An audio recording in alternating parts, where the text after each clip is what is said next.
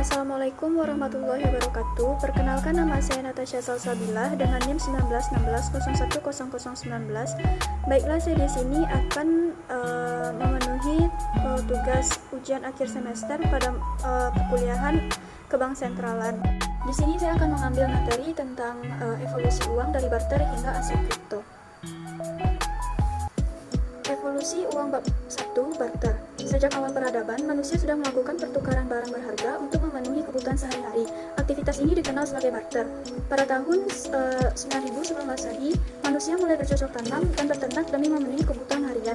Manusia tidak bisa mengandalkan hasil ternak dan kebun mereka sendiri demi memenuhi kebutuhannya. Untuk mendapatkan hasil ternak atau kebun orang lain, manusia harus saling bertukar barang. Misalnya, A hanya memiliki beras dan gandum sebagai makanan pokok hasil pertaniannya. B sendiri memiliki daging dari hasil peternakannya. Kedua saling bertukar agar bisa makan makanan pokok dengan lauknya. Sistem yang melibatkan pertukaran barang ini dikenal sebagai barter. Akan tetapi, sistem ini tidak bisa bertahan dalam waktu lama, sebab barang-barang yang dipergunakan dalam barter tidak memiliki ukuran nilai yang pasti, sehingga tak semua orang bisa menukar barang miliknya dengan barang yang ia perlukan untuk memenuhi kebutuhan hidupnya. Untuk mengatasi hal tersebut, diciptakanlah sistem bank pada masa peradaban Babilonia, tepatnya pada tahun 2279 sebelum Masehi. Sistem tersebut membentuk sebuah pengukuran yang disebut shekel. Pengukuran ini didasarkan pada berat barang-barang yang telah ditentukan secara spesifik.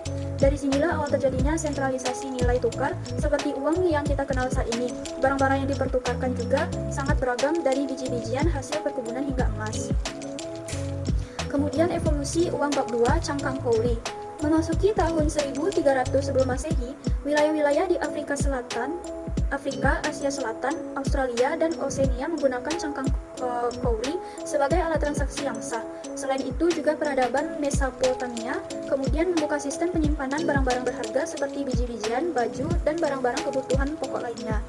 Barang-barang berharga ini kemudian dijadikan patokan dalam bentuk 3 karakteristik alat transaksi yang bisa digunakan, yaitu A. Harus memiliki bentuk fisik, bukan hanya sekadar ide semata. B. Harus tahan banting karena kegiatan pada masa itu masih berpotensi merusak barang berharga.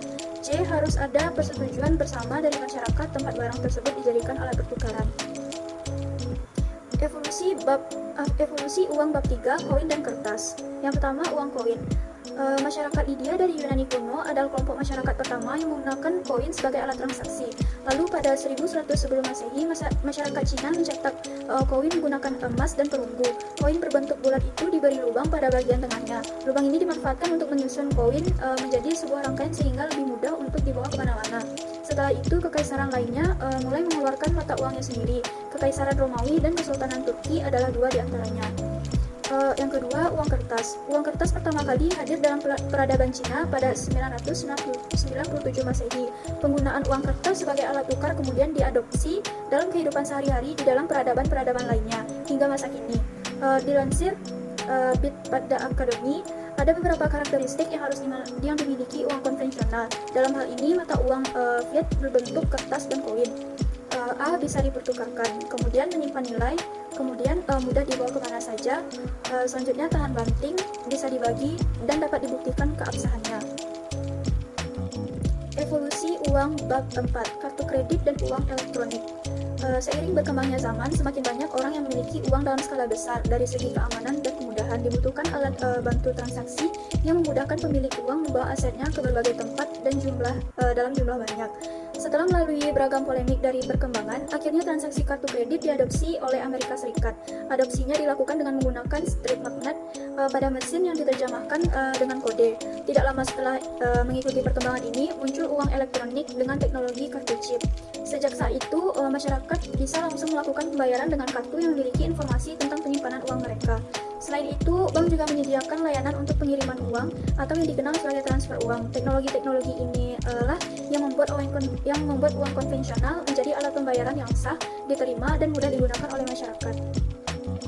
Selanjutnya, evolusi uang bab 5, aset kripto.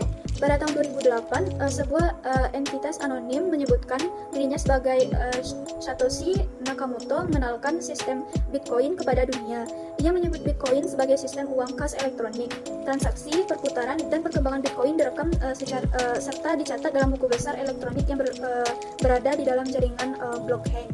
Bitcoin memiliki kemampuan untuk memberikan biaya transaksi yang lebih rendah dibandingkan mekanisme pembayaran online konvensional.